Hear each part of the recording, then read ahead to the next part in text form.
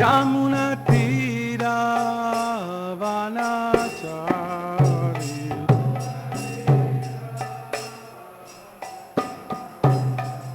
Jaya Radha Madhava Kunja Vihari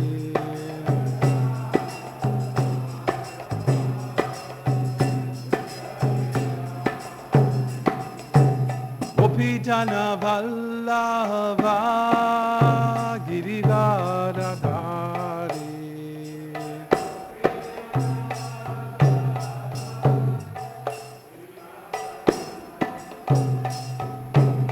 Gopijana Vallabha Girivaradhari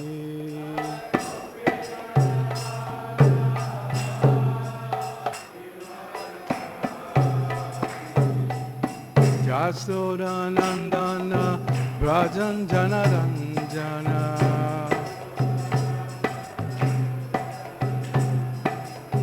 Jasodanandana Brajan Janaranjana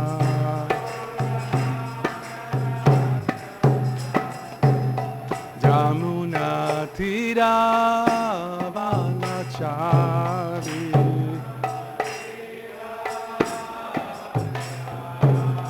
Jamuna Tira Vanachari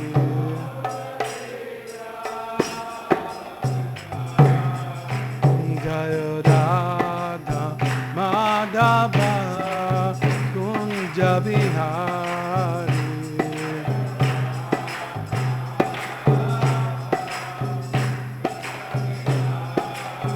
Jaya Radha Madhava Kunja Vihari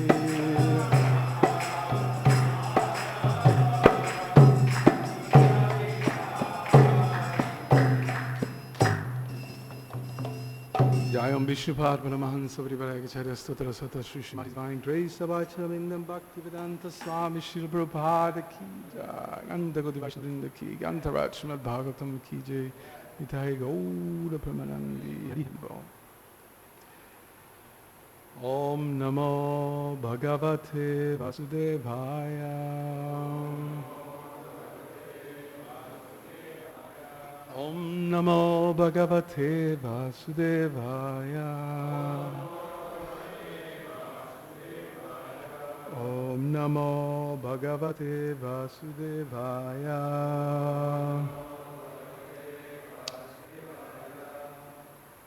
We're reading Srimad Bhagavatam, 10th canto, chapter 1, text 56. Ata kala upavrite Devaki sarva devata Putram prashu shubhechasto Karyam chaiva nuvatsaram Ata kala upavrite Devaki sarva devata Putram prashu shubhechasto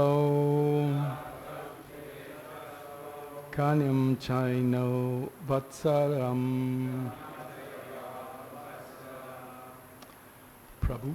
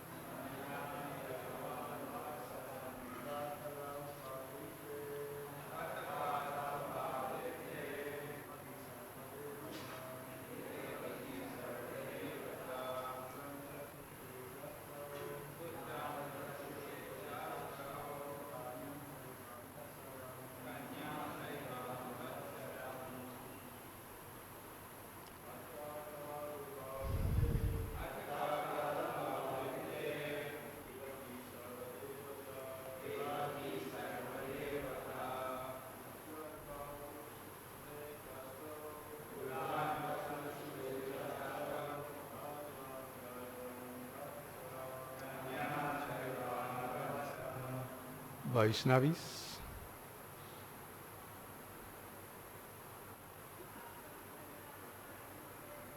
Atakala Upadite Devaki Sarvadevata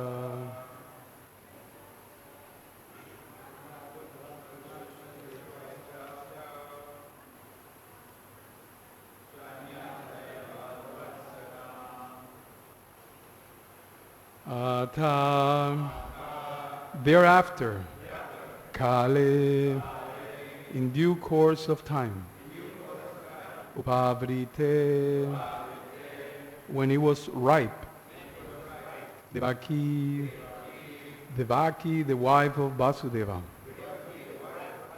Krishna's father Sarvadevata Devaki to whom all the demigods and God himself appeared. Putran sons Prashushube gave birth to Cha and Ashtau 8 Kanyam Cha and one daughter named Subhadra. Eva, indeed, Anuvatsaram, year after year. Translation. Each year thereafter, in due course of time, Devaki, the mother of God and all the demigods, gave birth to a child. Thus she bore 8 sons, one after another, and a daughter named Subhadra. Purport by His Divine Grace, A.C. Bhaktivedanta Swami Srila Prabhupada Ki Jai. The spiritual master is sometimes glorified as Sarvadeva Mayo Guru. Bhagavatam 11:7-27. By the grace of the Guru, the spiritual master, one can understand the different kinds of devas. The word Deva refers to God, the Supreme Personality of Godhead, who is the original source of all the demigods, who are also called Devas. In Bhagavad Gita 10.2, the Lord says, Aham Adir Hi Devanam, I am the source of all the Devas. The Supreme Lord Vishnu, the original person, expands in different forms. Tad Akshata Bahusham Chandogya Upanishad 6.2.3. He alone has expanded into many. Advaitam Achyutam Anadim Anantarupam Brahma Samhita 5.33. There are different grades of forms known as Shramsa and Bibinamsa. The Shramsa expansions or Vishnu Tattva are the Supreme Personality of Godhead, whereas the Bibinamsa are Jiva Tattva, who are part and parcel of the Lord. Mamaivam so jivaloke jivabhuta sanatanam 15:15. If we accept Krishna as the Supreme Personality of Godhead and worship Him, all the parts and expansion of the Lord are automatically worshipped. Sarabhahanam Achyuteja Bhagavatam 4:31-14. Krishna is known as Achyuta. Senayor ubayor madhye ratam stapa yamechyuta. By worshipping Achyuta, Krishna, one automatically worships all the demigods. There is no need of separately worshipping either the Vishnu Tattva or Jiva Tattva. If one concentrates upon Krishna, one worships everyone. Therefore, because Mother Devaki gave birth to Krishna, she is described here as Sarvadevata. Om Ajnanatimidandasya Jnanandjanasalakaya Chakshurun Militam Jena Tasmai Sri Gurave Namaha Namam Vishnu Padaya Krishna Prestaya Bhutale Srimate Bhaktivedanta Swaminiti Namine Namaste Saraswati Deve Gauravani Pracharine Nirvisesha Sunyabadi Paschatya Deshatarine Shri Krishna Chaitanya Prabhu Nityananda Shri Advaita Gadadhara Srivasadi Gaura Bhakta Vrindam Hare Krishna Krishna Krishna Hare Hare Hare Hare Ramo Ramo Ramo Hare Hare Vanchakalpatarubhyascha Kripasindhubhya evacha Patitanam Pavanebhyo Vaishnavebhyo Namo Namaha. Atakale Atakala Upavrite Devaki Sarvadevata Putram Prashushve Chastau Kanyam Chaiva Nuvatsaram. Each year thereafter, in due course of time, Devaki, the mother of God and all the demigods, gave birth to a child. Thus she bore 8 sons, one after another, and a daughter named Subhadra.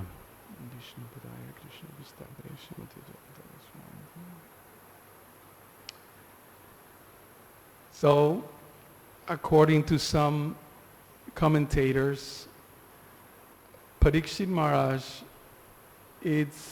has about a couple of days to live, right? 12 cantos given in 7 days, maybe less because there are so many other conversations and Sutta Goswami's repetition of Sukadev Goswami's presentation of the Bhagavatam. But more or less a couple of days, and that's the end for Parikshit Maharaj, at least his body. So it's very crucial time. Srila Prabhupada explains that in the first chapter of Bhagavad Gita that a spiritual life is crucial and human life is crucial because we have the opportunity to achieve perfection. So sometimes people ask, why does such a spiritual discourse had to be given in a battlefield, which basically means a field where everybody is going to die. Just like we have a car park, we have a field there where there's a car park. And from time to time we see many cars and many buses arriving. And we know everyone who enters there wants a parking spot. So in the same way, this material world, Mrityu Loka, it's a place where all those who enter, at least the body, is going to die. It's quite a dramatic situation. So again, here, Srimad Bhagavatam, we find this dramatic situation. Whatever the time is, Parikshit Maharaj, or his body, is about to die. Right? Takshaka, the snake bird, it's about to come and destroy Parikshit Maharaj's body. So here we find right close to the end, we may say, descriptions of Krishna and all the intimate details. Sutta Goswami explains how Sukadev Goswami is very pleased with Parikshit Maharaj's questions in the beginning of this chapter. And what are his questions? Tell me everything you want to tell me regarding my questions and even the things that I haven't asked. Right? Interesting point. Right? Tell me everything. It's good for me. Sometimes when we go to the doctor and we give them some symptoms that we have, it hurts here, it hurts there, I feel this, I feel that. Then the doctor may give us that in reference or addressing that particular symptom. But sometimes the doctor, because he knows in full why these symptoms have come about, he says, oh, and also you have to address this, your diet, or you have to walk, and you have to do. Why? Because he knows much more why we have come to this disease condition. So in the same way, the Bhagavatam starts with 6 questions. And these questions have one characteristic. Sometimes it's hard to remember all exact 6 questions. What is the most beneficial for all humanity? What is the essence of the scriptures? What are the teachings of the acharyas? Why Krishna appeared? So many. But there's one, so make it easier to remember all these questions. And Sutta Goswami, when he is presented with these 6 questions, he says that I'm very happy, I'm very satisfied by your questioning me. Why? Because these questions are Krishna Samprashno. Right? Krishna Samprashno. Like in Bengali you say prashna, right? Bengali prashna means question. Here the same word, samprashna. So we can remember that one. Krishna Samprashna. So the main question Srila Prabhupada explains is, who is Krishna? Where is Krishna? What is my relationship with him? That is our question. Right? The birds every morning, very punctually, right around Mongol Arctic time, right? They start chirping away. Right? It sounds very nice. Right? I mean, maybe the birds here in Mayapur are certainly different, but generally the birds, Prabhupada explained, are asking one question. Where is the worm? Right? Where can I get some food for me or for my baby birds? So generally that's the issue here. Where is my satisfaction? Where is my sense gratification? That's generally the question, right? And this material world, it's geared, it's driven by this question. How can I enjoy? And thus, everyone is engaged in trying to achieve the main means of sense gratification, which is money. If you don't have money, you cannot enjoy according to material standard. Yeah? So that's why everyone is engaged in these sort of activities. So the questions about Krishna cut off with that constant struggle. Prakriti stani karshati. Krishna explains in the Bhagavad Gita that we are caught up with this mind and senses. We are caught up like someone, I don't know, I know in India people are not so fond of swimming in the ocean. Maybe in the river, have you seen people go take a dip and that's it. But in the West, you know, swimming in the ocean and that sort of things is very, very popular. So I don't know if you had, or most of you have an experience like that, but sometimes you may be caught in a rip. And then what happens? Then you're struggling. Why? Because you are dragged by a bigger force than you. You may be an expert swimmer, Prabhupada says in chapter 2. But still, you can get caught. The power of the ocean. Right? So material nature is much more powerful than us. And the only way, or the main way, if not the only, to be safe is by Krishna Samprasno. Not only that, we ask about Krishna, but then we get an answer about Krishna. That's called Krishna Katha. And discussing amongst devotees, it is explained in the Bhagavatam, it has a particular magic.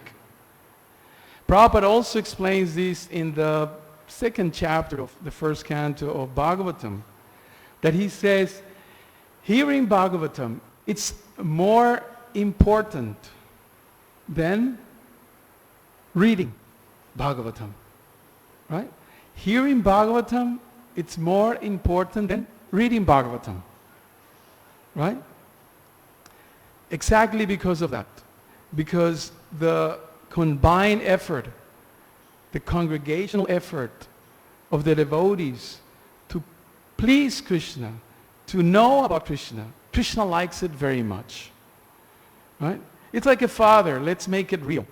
Like a father, sometimes you see parents in that park or around the campus. And sometimes they have a kid, or what to speak if they have 2 or 3 kids. And the kids may be playing peacefully in one corner. But when the kids play all together, it's very nice, right? It's very encouraging. They're cooperating. So in the same way, Krishna likes when the devotees cooperate and come together or listen to the Srimad Bhagavatam presentation.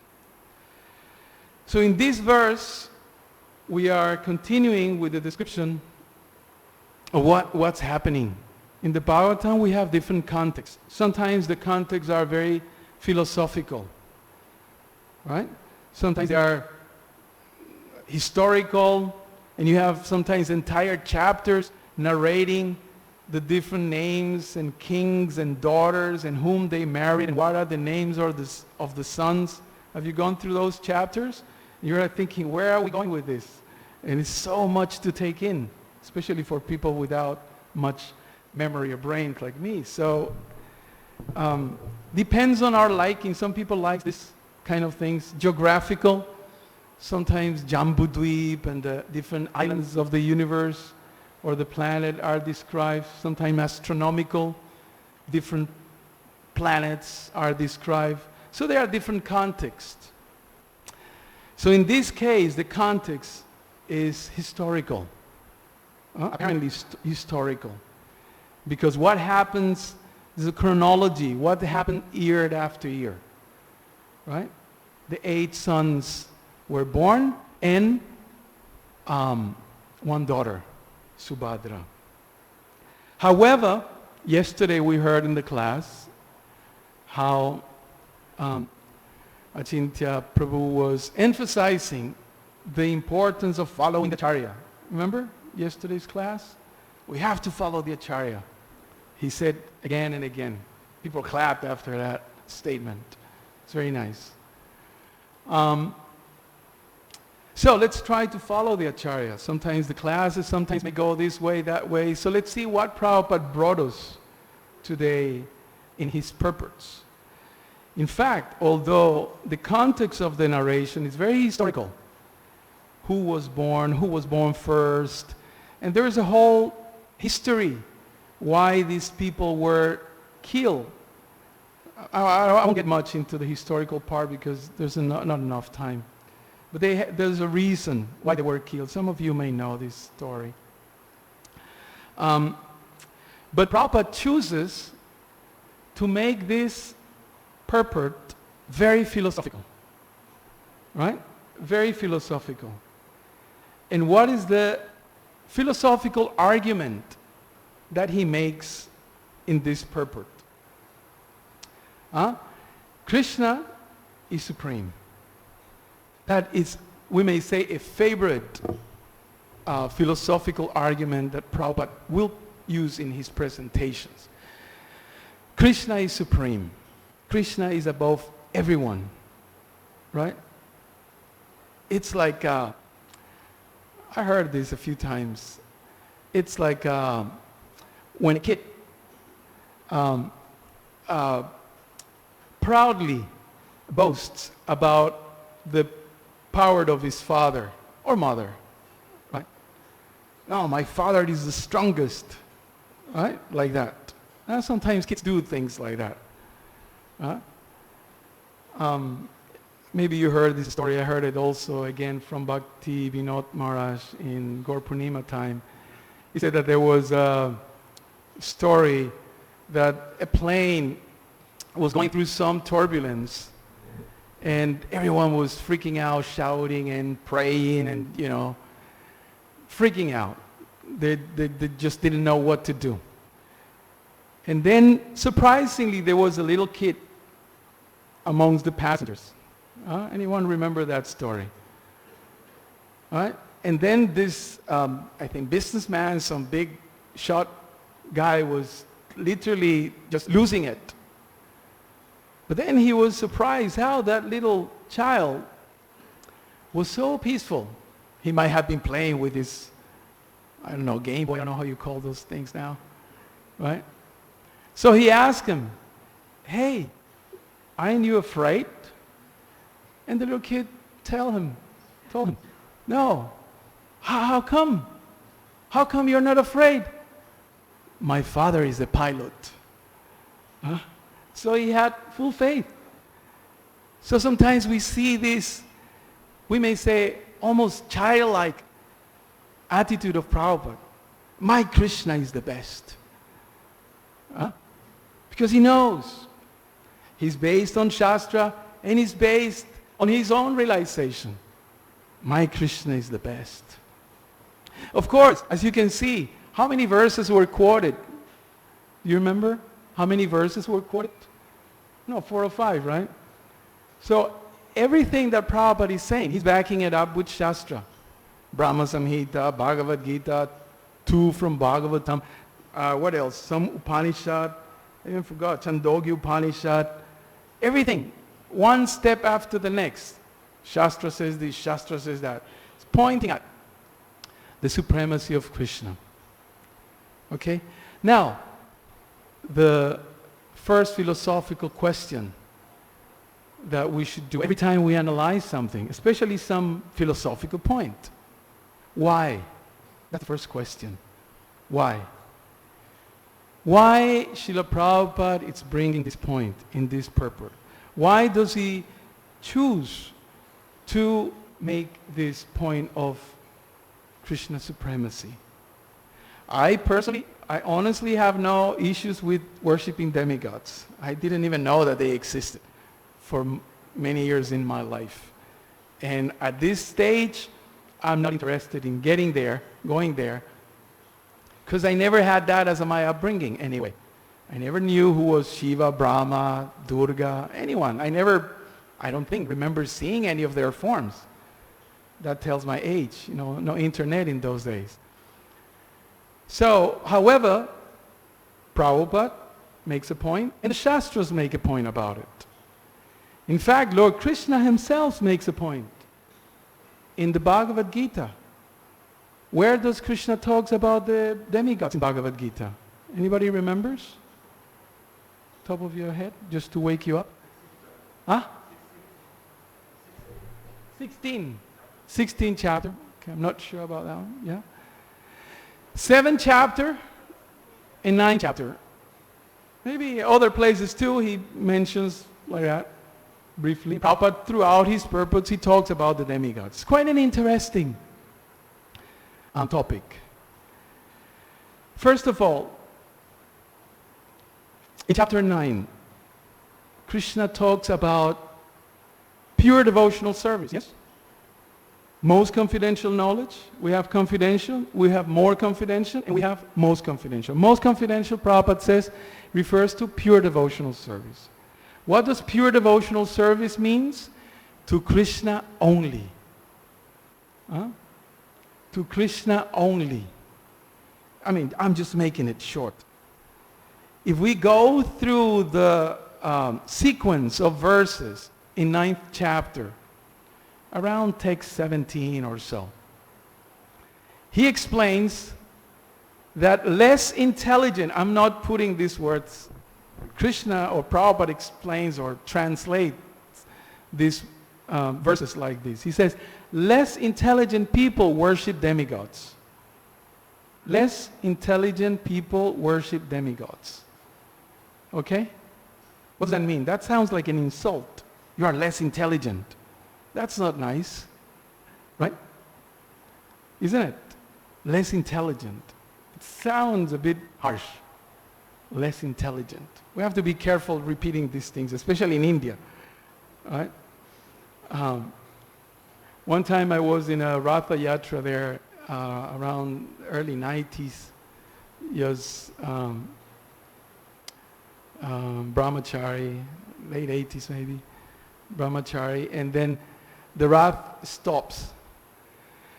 And then they were doing the pujas outside the demigod temple. So I think I entered for the first time in my life a demigod temple. I never have been, and once we read Gita, then Prabhupada talks and condemns demigod worship, so I never dared, when I was in India, to enter any demigod temple. So I think it was the first time I entered demigod temple. And then I saw my Guru Maharaj, he saw Jayapataka Swami, giving obeisance to the Devata, I think Kartikeya, one of them, with his right side, like we give to Krishna with the left side like this, and then he was giving like that. So I thought, oh, this is all strange.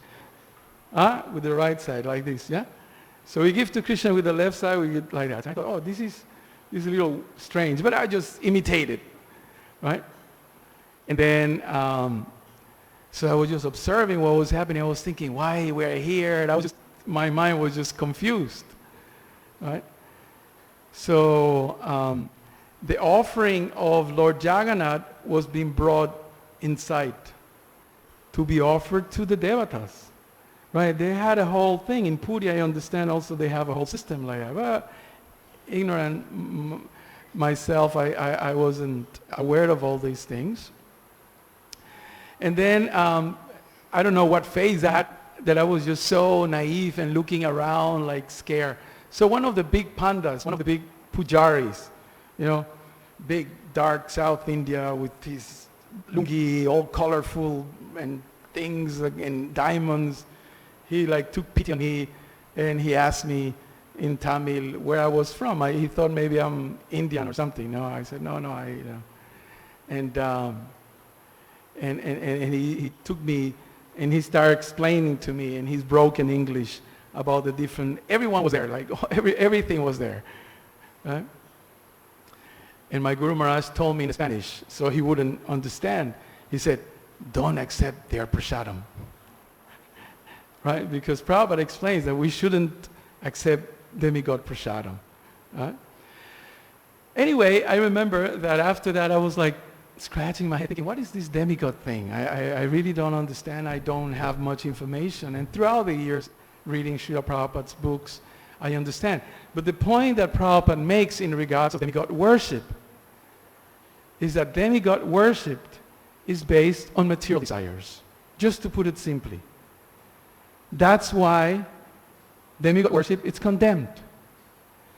Because demigod worship, according to Chaitanya Charitamrita, is an expression of, you are not enough, my dear Krishna.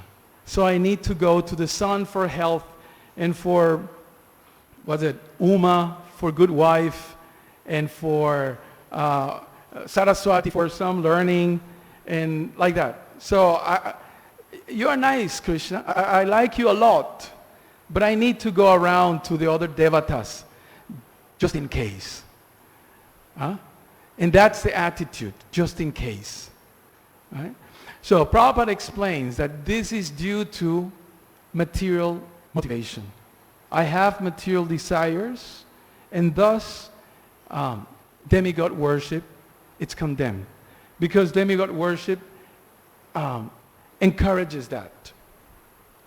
So Krishna's supremacy, it's Prabhupada's point. And we have 2 chapters in Bhagavad Gita that have I made this point last class. We have 2 chapters in the Bhagavad Gita that Prabhupada used the word absolute. Yes? Absolute. 7th chapter, knowledge of the absolute. And 10th chapter, opulences of the absolute. One of you asked about the difference between God and the absolute truth. I mentioned Prabhupada's point in the introduction of Srimad Bhagavatam, where he says God and absolute truth are on a different level. God refers to Ishvara, and absolute truth means the perfect, the harmonious relationship between God and his energies. So in this case, Srila Prabhupada is making that point, that Krishna is the origin of everything, including the demigods. Krishna is the origin of everything, including the demigods. And he gives the example in the introduction of the Bhagavatam, and in many places he uses the same example. He says the ruler of a country or the state, it's a person, right? And then he delegates. We have I don't know here in India, but in many countries we have the Ministry of Health and Ministry of Education and Ministry of, I don't know, electricity and other, water and whatever else, agriculture, commerce, etc.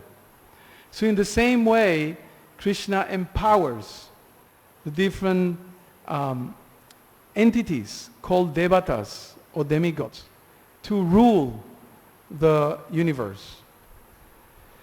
So the point is, as Prabhupada explains, what is the Shakti, what is the energy, and who is the Shaktimam? We again and again hear these explanations from Prabhupada. So we need to know these things. Why? Because just like Krishna himself makes a case, like sometimes in the court of law, you have the right to get a lawyer, or you have the right to defend yourself, right? So Krishna in the Bhagavad Gita, he's speaking for himself. So he makes the point that some people worship the demigod, right? And the boons and the material facilities that these demigods give are actually given by me. Yes, he says that. In fact, they worship me indirectly or wrongly, something like that. Krishna explains. Yeah? So we need to be aware who is Krishna and where is this power that we see around it's coming from. Now the first verse that Prabhupada quotes here, quite surprisingly, because if you read about this verse in the Bhagavatam, the 11th canto, the famous verse, Acharya Mam Bijanijam, he quotes here the last line of that verse, Sarva Deva Maya Guru. What does that mean? That the Guru is the summation of all the devatas. Yeah? The Guru means that all the devatas are there. That's the purport of that verse. However, Prabhupada gives a bit of a twist here. He says, by the grace of the Guru, the spiritual master, one can understand the different kinds of devas. By the grace of the Guru, one can understand the different kinds of devas. So how do you interpret that? Or how do you understand that? I was trying to look in different sources and I was a bit confused. But then something came, and I heard this from Prabhupada disciples. There's a very well documented experience going. Did you ever go to Prabhupada's walks, morning walks? No? But it seems like those morning walks, Prabhu? Yes. Wow. It seems like those morning walks were like a truly a revelation. Right? And we hear in his morning walks how Prabhupada reveals things. Right? He will get into this. Depends on the place, depends on the circumstances, depends on the choice of his divine grace. He will choose topics. Sometimes he will argue with devotees. Sometimes he will take the side of a scientist, of an atheist, of a sense enjoyer, of a Mayavadi, like that.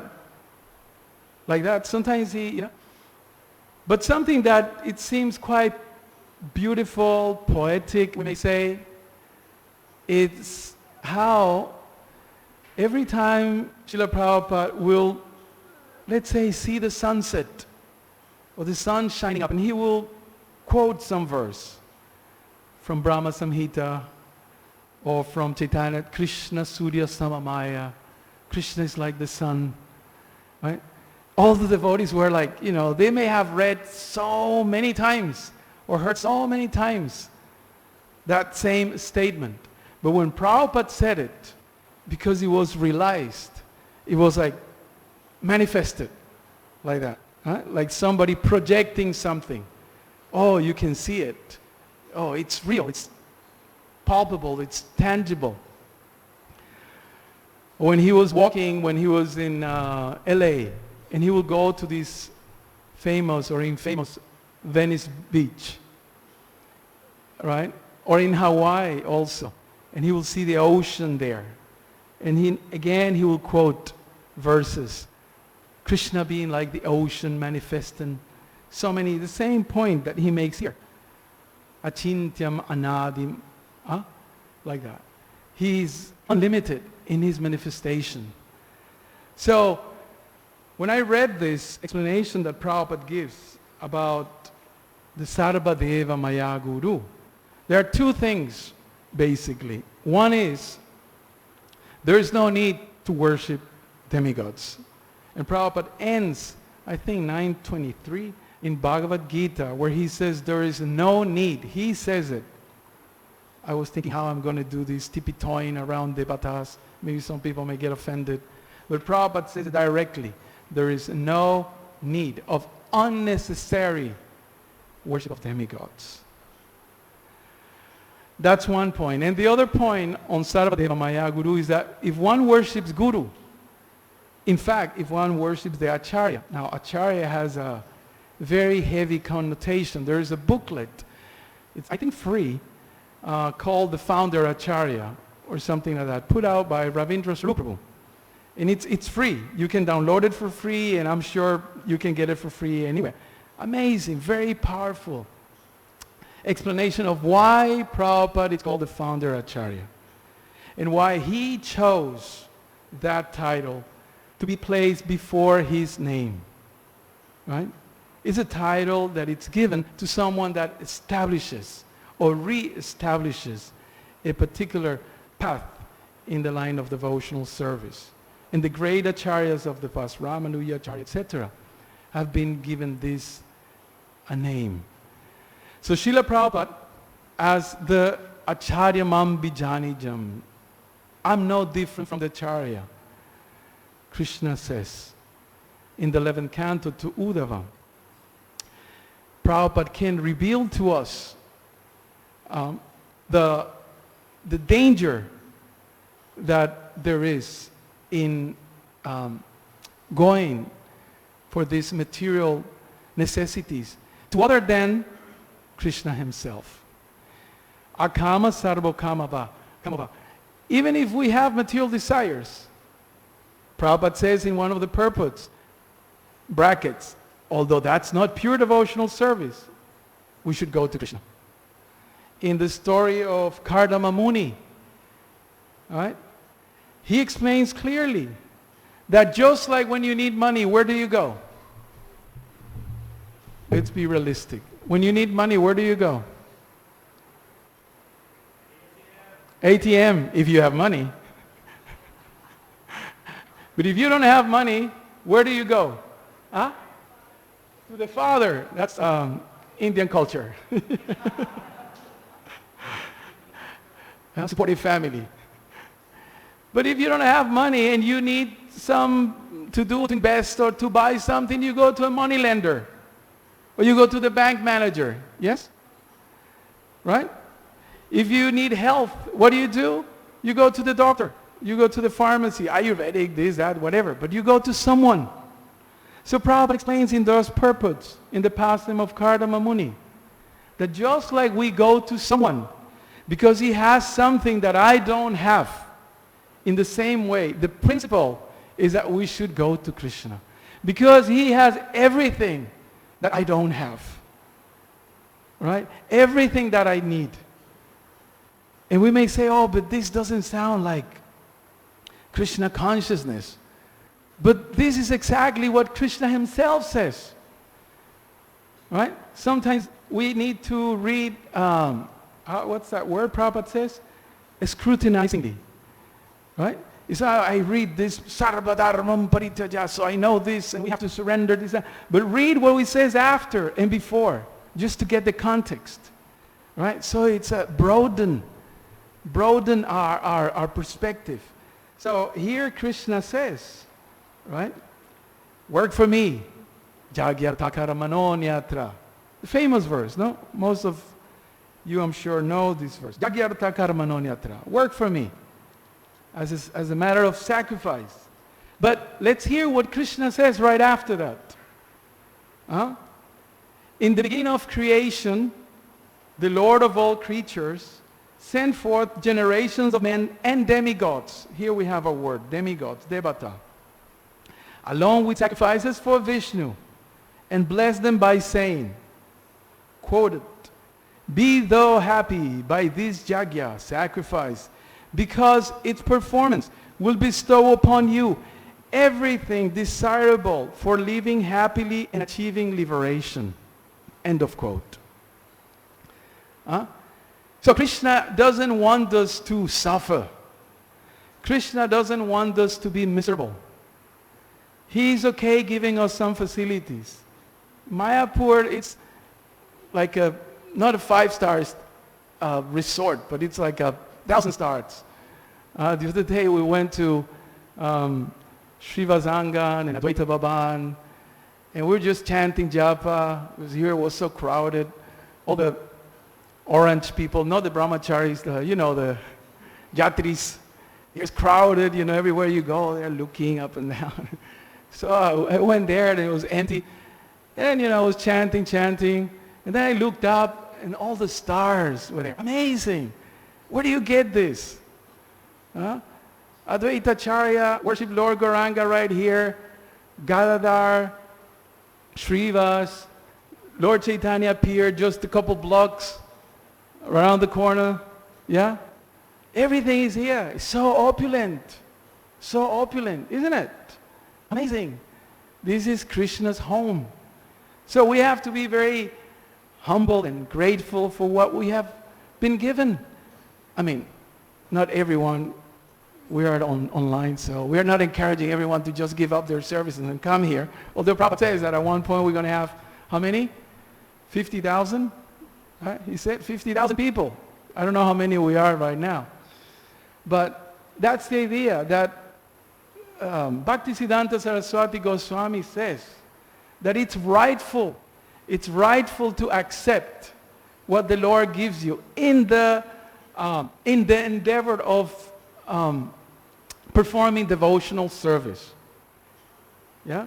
He may give us some help, He may give us some facilities, and we are very thankful.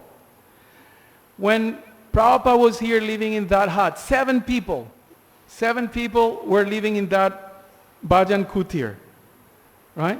Prabhupada was living on the, I don't know what, east end, west end, whatever it is, where the bed is. That was his room, exactly the same size. And 6 people, right, were living in that other area.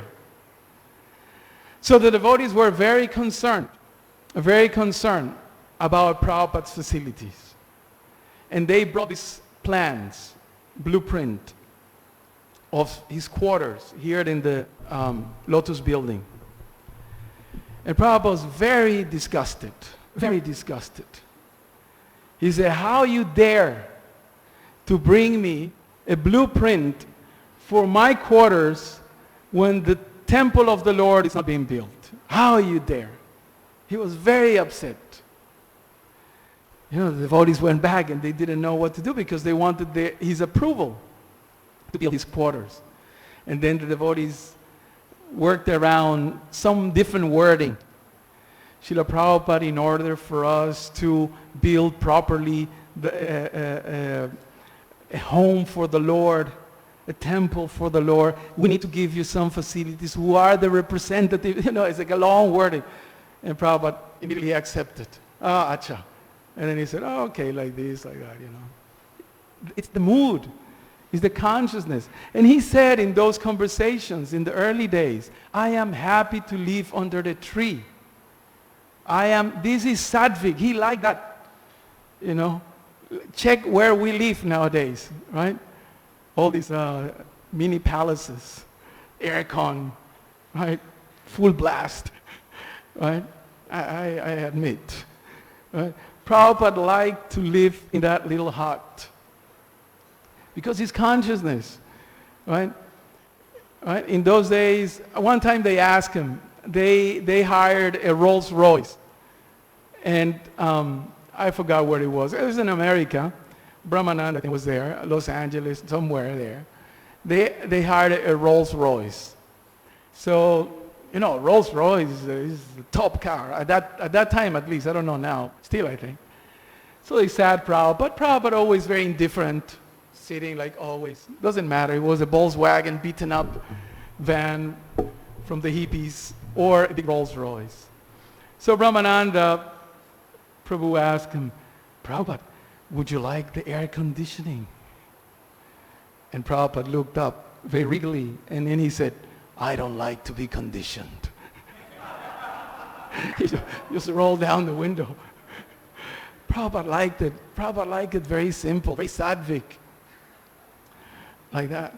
So the mood is that Prabhupada knew that Krishna is giving everything. Every time Prabhupada will arrive in Mayapur, as you can see in his rooms in the Lotus building, he ordered to have windows on both sides, right? To have windows and the door on both sides. Why? He said, because here in Mayapur, these breezes are Vaikuntha breezes. So when you open both ends of the room, the Vaikuntha breeze will come in. And it was a common scene. The early pioneers of Mayapur tell in their anecdotes how as soon as Prabhupada will, after the pujas and the whole thing, he will come and he'll sit as you see him in the photos in his room, and then he'll ask the windows to be open. The devotees knew already. And then, you know, Hari Sauri Prabhu and others, very in detail, they tell how this breeze will enter. And Prabhupada will put his head up and he'll go, Vaikuntha breeze. Right? And they say that for 1 or 2 days, he will be very nectarian, like a rose. Huh? Everything was blissful. Everything is Vaikuntha. Everything is transcendental. But after 2 days, every time he saw something dirty somewhere, right? And then he'll call, Jai Pataka, Bhavananda, what is this? What is that? And he'll start giving the sauce, the real mercy, like that. So, Sarvadeva Maya Guru. Through the agency of the Acharya, through the agency of the Guru, we can understand. We can understand the true opulence of Krishna. It is condemned. And there is something called Panchapashana. I don't want to bother you. After talking about Prabhupada, I don't want to go back into the philosophy and torture the mind. And it's about time, so we have to give some time. But it's something condemned about the Panchapashana, which means the worship or independent worship of 5 devatas. Right? And Bhaktisiddhanta Saraswati, commenting on the on the Brahma Samhita, he explains, right? He quotes exactly the words that Brahma presented in his Samhita that establishes Krishna's supremacy, even to the topmost, above the topmost 5 devatas. I think it's Brahma, Surya, Ganesh, etc. I'm not expert. So, in one sense, those who come from the West, we don't have much of an issue with Devata worship. Yes? Would you agree with me? I don't know. I also read something quite interesting. There is a large number of Westerners becoming Hindus. Are you aware of this? A large number of Westerners becoming Hindus. If you go to Rishikesh, last time we went to Rishikesh, a number of these Westerners, you know, worshiping Mother Ganga and doing different pujas at different times, reciting Sanskrit, some Brahmin doing some yagya for them, and they're like all, you know, with a Shiva tilak thingy, and, you know, doing different things. On YouTube also you can find Westerners reciting beautifully, sometimes swamis, and different ladies and choirs reciting mantras and shuktas and this and that. You know, it's a large number of Westerners becoming Hindus. right? And sometimes some of us naively, we think, oh yay, they are getting purified and they are, advancing and this and that. Wrong. According to Prabhupada, it's wrong. It's material desires. It's just a soft, how do you call that? Sophisticated process. This is the right thing to enjoy your material senses. This is the right thing, right? Like for example, if you want your electricity and your tap water to be running, you have to pay your bills, correct? No, I just do my puja, I expect the electricity to always run. No, you have to pay your electricity bill. Is that correct? Right? Prabhupada says that when you worship devatas, it's like bribing. I don't want to pay. You do that here in India? I don't know if it happens in South America, so I don't want to dump it on India system. But when you don't want to pay your bill, right? We went to South America last year. And in a house that we were staying, they cut the water. Right? It was a big bill. For a few months, they haven't paid the bill. So there's no water. And then we thought, oh, what a complication, right? We have to do pujas, blah, blah, blah. And the owner of the house, she told us, never mind, when the guys who are, supervising, inspectors, whatever you call them, come around, we'll just give them some bribe. Just give them a couple hundred rupees and just connect it. And they would do it. Sure enough, after half an hour, we had water. Right? That's exactly what happens. But it's illegal. Prabhupada calls it illegal. Right? Again, disclaimer. For me, it's not an issue because I'm really not tempted to worship Lord Brahma or Lord Shiva or Durga. I had no background on that. I have other issues. Yeah. So just to finish up this presentation, Srila Prabhupada is making his point that the power that the devatas have come from Krishna. And thus, we should worship Krishna. Right? This is a famous verse in the Bhagavatam that Prabhupada quotes here. It's chapter, what is it? It's Bhagavatam 4:31-14. And if you are interested in this point, this is the main point that Prabhupada again and again makes in regards of watering the root. Remember that example, watering the root. What's that verse? Someone remembers? Jata taror mulam. Yes, correct? So jata taror mulam. Then you look it up. Right? Jata taror mulam. That if you worship the Supreme Lord, it's just like watering the root. And when you water the root, all the tree branches, leaves, twigs, etc. are satisfied. So whether the devatas, whether the, everyone, devarshibu tapta nidinam pritinam, there's no debt really that we have to pay back if we worship Krishna. Krishna will take care. He says, that's why he says, sarva dharmam parityanam mamekam sharanam braja. Just worship me. Just me. That's it. And thus, Srila Prabhupada repeats Prabhupada example. Just worship my Krishna. You know the first deity that came to ISKCON? You know which is the first? I know that there are a few answers for that, but you know the first deity? Which one? Jagannath, correct. In the absolute, there are many correct. Jagannath is one, Radha London Ishwara is one. Yeah, but the very first deity that came as deity manifested, it's one little deity that you may see them in the old biographies. I think Hayagriva, Mukunda Maharaj, I think. In some I have seen the photo. It's a little deity of Krishna, this big. And you see it standing on Prabhupada's desk in San Francisco. And the name of the deity is Karta Samai or Karta? Katarsami or something like that. That means, and Krishna is holding his hand on one hip like this and playing the flute in the other. And he has this look of this cheeky little boy, naughty as anyone else. he's the boss. He's in charge. And there are some beautiful pictures of Prabhupada just looking at the deity like, wow, this is my Krishna.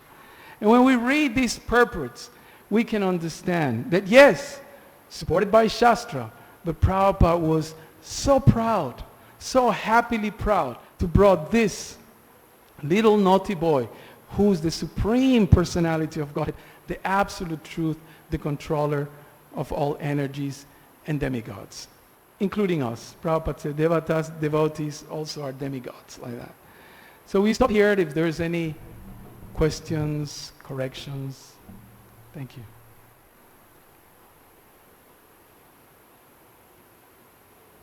Hare Krishna. Thank you very much, Prabhu, for your lecture. As you explained like elaborately regarding the demigods worship, so demigod worship is like condemned, and whatever motivation you have material desires, you just approach Krishna and pray for that. But later we'll find the story of the gopis. They're praying to Katyayani to get Krishna as their husband. Unlikely like Sutapa and Prishni, they wanting Krishna to become their son, but they pray directly to Krishna himself. Yeah. So how to reconcile. Yeah, you can put a comment on that. Thank you. Well, the idea is that two things. One, Prabhupada also explains that if somebody worships the demigod, in order to worship the Lord, sometimes that it's there. Yeah? So we have to have things in perspective. That's one explanation.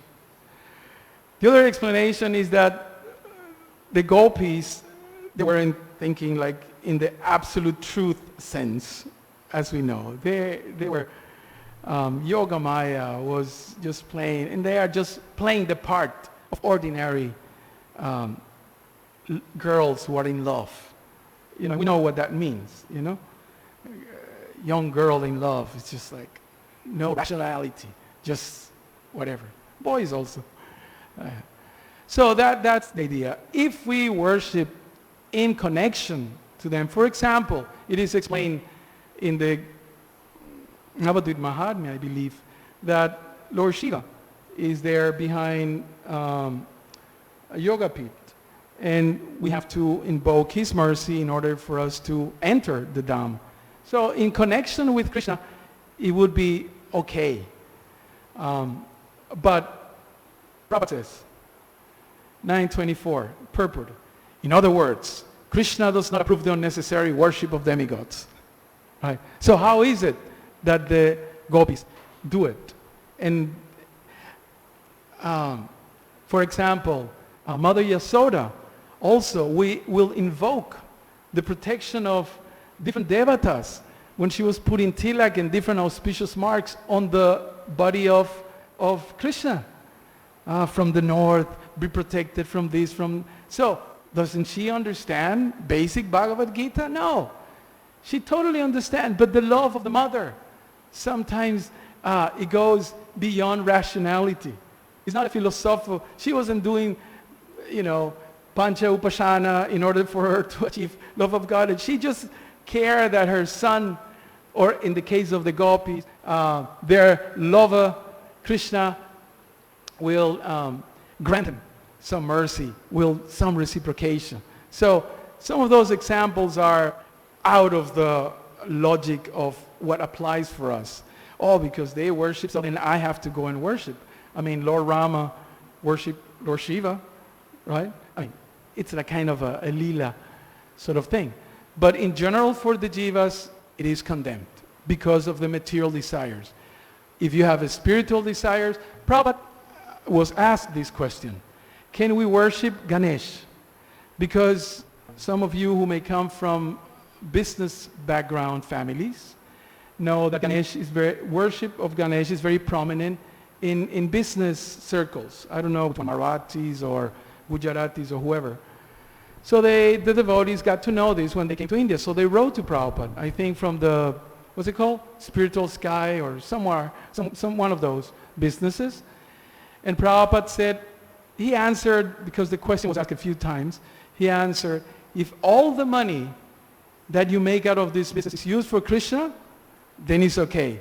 And in other instances, he says, yes, you can worship Ganesh, but you have to worship him with gold. If you have gold, then you can worship him.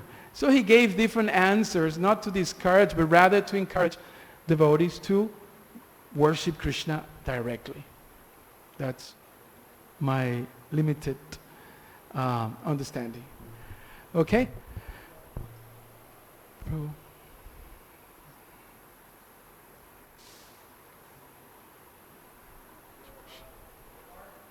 Aren't many boons being born in the West, but like you were saying, one of them is that we don't relate to demigods at all. Not at all. Not even a little bit.